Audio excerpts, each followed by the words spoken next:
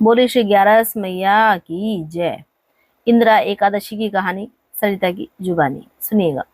युधिष्ठिर बोले, हे भगवान, अब आप कृपा पूर्वक आश्विन मास की कृष्ण पक्ष की एकादशी की कथा को कहिए।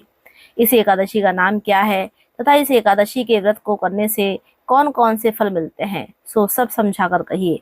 इस पर श्री कृष्ण भगवान बोले कि हे राजश्रेष्ठ, आश्विन मास की कृष्ण पक्ष की एकादशी का नाम इंदिरा है। इस एकादशी के व्रत को करने से समस्त पाप नष्ट हो जाते हैं तथा नरक में गए हुए पितरों का उद्धार हो जाता है। हे राजन, इस एकादशी की कथा के सुनने मात्र से ही वाजपेय यज्ञ का फल मिलता है। प्राचीन सतयुग में महिष्मती नाम की नगरी में इंद्रसेन नाम का प्रतापी राजा राज्य करता था। एक समय राजा अपनी राजसभा में सुखपूर्वक बैठा था। महर्षि नारद आकाश मार्ग से उतरकर वहां आए। महर्षि नारद बोले कि हे राजन, आपके राज्य में सब कुशल हैं। मैं आपकी धर्मपरायणता देखकर अत्यंत प्रसन्न हूँ। तब राजा बोला, हे महर्षि, आपकी कृपा से मेरे राज्य में सब कुशल पूर्वक हैं। इस पर नारद जी बोले कि हे राजन, मुझे एक महान आश्चर्य हो रहा है कि एक समय जब मैं ब्रह्मलोक से यमलोक को गया था, तो उस जगह यमराज की सभा के मध्य में मैंने तुम्हारे पिताजी को बैठे देखा था। तुम्हारे पिता महान ज्ञानी, दानी तथा धर्मात्मा थे। वह एकादशी का व्रत बिगड़ जाने से यमलोक को चले गए। तुम्हारे पिता ने मुझसे तुम्हारे लिए एक समाचार भेजा है कि यदि मेरा पुत्र इंद्रसेन अश्विन मास के कृष्ण पक्ष की इंदिरा एकादशी का व्रत करे और उस व्रत का फल मुझे दे, तो मेरी मुक्ति हो जाएगी और इस लोक से छूटकर मैं स्वर्गलोक में वास करूंगा। जब राजा ने महर्षि नारद जी से ऐसे वाक्यों को सुना तो उसे महान दुख हुआ और वह इंदिरा एकादशी के व्रत की विधि पूछने लगा कि हे नारद, अब आप मुझे इस एकादशी के व्रत की विधि बतलाइए। इस पर नारद जी बोले कि हे राजन, आश्विन मास के कृष्ण पक्ष की दशमी के दिन प्रातःकाल श्रद्धा सहित स्नान करना चाहिए।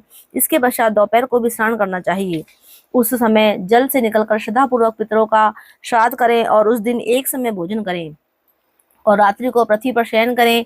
इससे दूसरे दिन अर्थात एकादशी के दिन प्रातःकाल दातुन करें और स्नान करें। इसके पश्चात भक्तिपूर्वक व्रत को धारण करें और यह कहें कि मैं आज निराहार रहूंगा और समस्त भोगों को त्याग दूंगा। इसके पश्चात कल भोजन करूंगा। हे भगवान, आप मेरी रक्षा करने वाले हैं, आप मेरे व्रत को निभाइए। इस प्रकार आचरण करके दोपहर को सालिग्राम की मूर्ति का भोग लगावें। भोजन में से कुछ हिस्से को गौ को दें और विष्णु भगवान की धूप दीप नैवेद्य आदि से पूजा करें और रात्रि को जागरण करें। इसके उपरांत द्वादशी के दिन मौन होकर बंधु बांधव सहित भोजन करें। हे राजन, यही इंदिरा एकादशी के व्रत की विधि है। हे राजन, यदि तुम आलस्य रहित होकर इस एकादशी व्रत को करोगे तो तुम्हारे पिताजी अवश्य ही स्वर्ग को जाएंगे। महर्षि नारद राजा को जब उपदेश देकर अंतर्ध्यान हो गए तो राजा ने इंदिरा एकादशी के आने पर उसका विधिपूर्वक व्रत किया। बंधु बांधव सहित इस व्रत के करने से आकाश से पुष्पों की वर्षा हुई और राजा का पिता यमलोक से गरुड़ पर चढ़कर स्वर्ग को गया। राजा इंद्रसेन भी एकादशी के व्रत के प्रभाव से इस लोक में सुख भोग कर अंत में स्वर्गलोक को गया। भगवान श्री कृष्ण कहने लगे कि हे धर्मराज युधिष्ठिर, यह मैंने तुम्हारे सामने इंदिरा एकादशी का महात्म वर्णन किया है।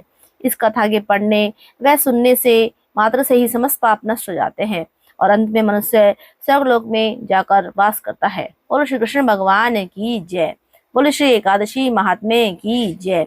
यह व्रत हमारे पितरों के लिए भी बहुत फलदायी है, बहुत शुभ है, तो ये हमें जरूर करना चाहिए।